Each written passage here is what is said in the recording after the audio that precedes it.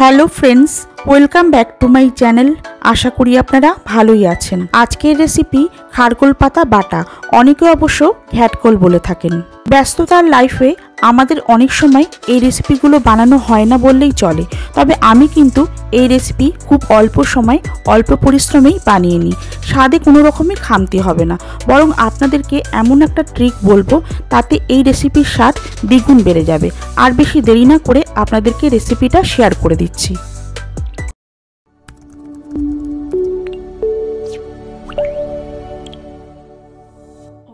খারকোল পাতা বাটা বানানোর জন্য আমি বাজার থেকে এইরকম খারকোল পাতা কিনে এনেছি। এই পাতা এনে কিন্তু ভালো করে বেছে নিতে হবে। অনেক সময় পোকা পাতা থাকে বা হলুদ পাতা থাকে, সেগুলোকে বাদ দিয়ে দিতে হবে। পাতাগুলো কেনার সময় অবশ্যই তাজা দেখে কিনবেন। এবার পাতাগুলো কেটে নেব, তার জন্য কিছুটা অংশ আমি নিয়ে নিয়েছি। এবার দেখুন এইটুকু অংশ শুধু আমি বাদ দিচ্ছি, বাদ বাকি অংশটা কিন্তু এইভাবে কেটে নিচ্ছি। এখানে কিছুটা ডাঁটের অংশও আছে, কিছুটা পাতার অংশও আছে, পুরোটাই কিন্তু আমি ব্যবহার করব। পাতাগুলো কেটে নেওয়ার পর পরিষ্কার করে ধুয়ে নিতে হবে। দেখুন আমি ভালো করে ধুয়ে নিয়েছি। একটা পাত্রের মধ্যে বেশ খানিকটা জল আমি গরম বসিয়ে নিয়েছি।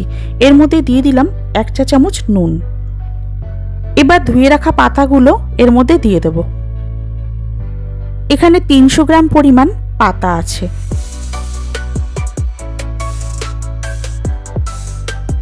সম্পূর্ণ পাতা দিয়ে দেওয়ার পর খুন্তি বা হাতার সাহায্যে এইভাবে জলের মধ্যে একটু ডুবিয়ে দিতে হবে। এরপর গ্যাসের ফ্লেমকে হাই রেখে 5 থেকে 6 মিনিটের জন্য ঢাকা দিয়ে পাতাগুলোকে একটু হালকা সেদ্ধ করে নেব। 5 মিনিট হয়ে গেছে, এবার আমি ঢাকাটা খুলে নিচ্ছি। দেখুন পাতাগুলো অনেকটাই সফট হয়ে গেছে, এর থেকে বেশি আর সেদ্ধ করতে হবে না। এবার আমি গ্যাসের ফ্লেম বন্ধ করে দিচ্ছি। আমি যেহেতু খুব কম সময় তৈরি করব, তার জন্য একটা বাটির মধ্যে কিছুটা জল নিয়ে ওর মধ্যে 8 থেকে 10 টুকরো বরফ দিয়ে দিয়েছি।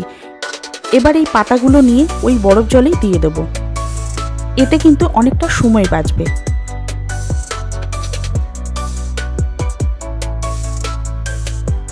পাতাগুলো বরফ জলে দেওয়ার সাথে সাথেই আমি একটা মিক্সিং জার নিয়ে নিয়েছি। এবার পাতাগুলোকে এইভাবে জল থেকে একটু আলতো করে চেপে এর মধ্যে দিয়ে দিচ্ছি। এই বাটা তৈরি করতে গেলে রসুন আর কাঁচা লঙ্কার পরিমাণটা একটু বেশি লাগে। রসুন ছাড়া এই রেসিপির টেস্টও ভালো হয় না, তবে যারা একবারেই রসুন খান না তারা অল্প করে আদা দিয়েও বেটে নিতে পারেন।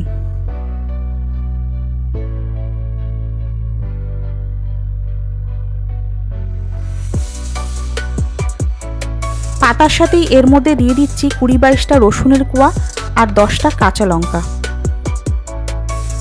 এবার এর একটা পেস্ট বানিয়ে নেব। অনেকেই শিলে বেটে এই পেস্টটা তৈরি করতে বেশি পছন্দ করেন, তবে এইভাবে পেস্টটা তৈরি করে নিলেও এর টেস্ট কিন্তু খারাপ হবে না। এবার এই পেস্টটাকে ভালো করে ভেজে নিতে হবে। তার জন্য প্যানের মধ্যে দিয়ে দিয়েছি 3 টেবিল চামচ সর্ষের তেল। তেলটা ভালো করে গরম হয়ে যাওয়ার পর এর মধ্যে 3টে শুকনো লঙ্কা দিয়ে দিলাম। এবার গ্যাসের ফ্লেমকে মিডিয়ামে রেখেই লঙ্কাগুলোকে হালকা করে ভেজে নেব। লঙ্কাগুলো ভেজে নেওয়ার পর লঙ্কাগুলো কিন্তু আমি উঠিয়ে নেব, এতে কিন্তু এই তেলের ফ্লেভার খুব ভালো হবে। এবার আমি লঙ্কাগুলো তুলে নিচ্ছি। এই লঙ্কাগুলোকে আমরা ভাত খাওয়ার সময় ব্যবহার করব। এবার এই তেলের মধ্যেই দিয়ে দিচ্ছি 1/2 চা চামচ কালো জিরে। কালো জিরে দিয়ে 30 সেকেন্ড মতো একটু নাড়াচাড়া করে নেব। 30 সেকেন্ড পর এর মধ্যে দিয়ে দিচ্ছি বেটে রাখা খারকোল পাতার পেস্ট। এই সময় গ্যাসের ফ্লেমকে লো করে নেবেন। লো করে নিয়ে এর মধ্যে দিয়ে দিচ্ছি পরিমাণ মতো নুন, অল্প করে হলুদ গুঁড়ো আর 1/2 চা চামচ চিনি। এইটুকু চিনি কিন্তু দিতেই হবে, তাহলে এই রেসিপির টেস্ট বেশি ভালো হবে। এবার গ্যাসের ফ্লেমকে মিডিয়াম টু হাই রেখে অনবরত নেড়ে যেতে হবে। এইভাবে নাড়তে নাড়তেই এই পাতার কাঁচা ভাবও চলে যাবে আর এর স্বাদও বাড়তে থাকবে। যত ভালো করে ভাজা হবে এই খারকোল পাতা বাটার টেস্টও ততটাই ভালো হবে। এইভাবে অনবরত নেড়েচেড়েই ভেজে নিতে হবে।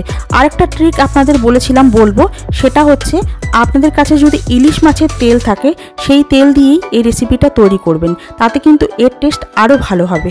আমার কাছে এই মুহূর্তে ছিল না, তাই আমি ব্যবহার করিনি।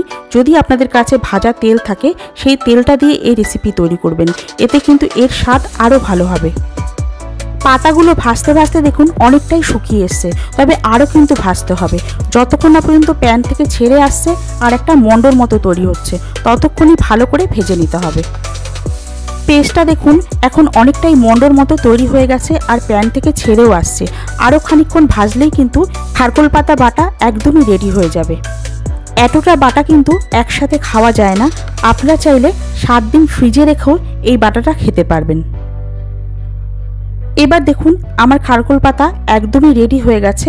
এবার আমি গ্যাসের ফ্লেম বন্ধ করে দিচ্ছি, বন্ধ করে দিয়ে সার্ভ করে নিচ্ছি। আপনারা দেখতেই পেলেন কত অল্প সময় আর অল্প পরিশ্রমেই আমি খারকোল পাতা বাটা তৈরি করে ফেললাম। আপনারাও একবার এইভাবে ট্রাই করে দেখবেন, এর টেস্ট কিন্তু খুবই ভালো হয়। আর আমাকে বানিয়ে অবশ্যই জানাবেন আপনাদের এই বাটাটা ঠিক কেমন তৈরি হলো।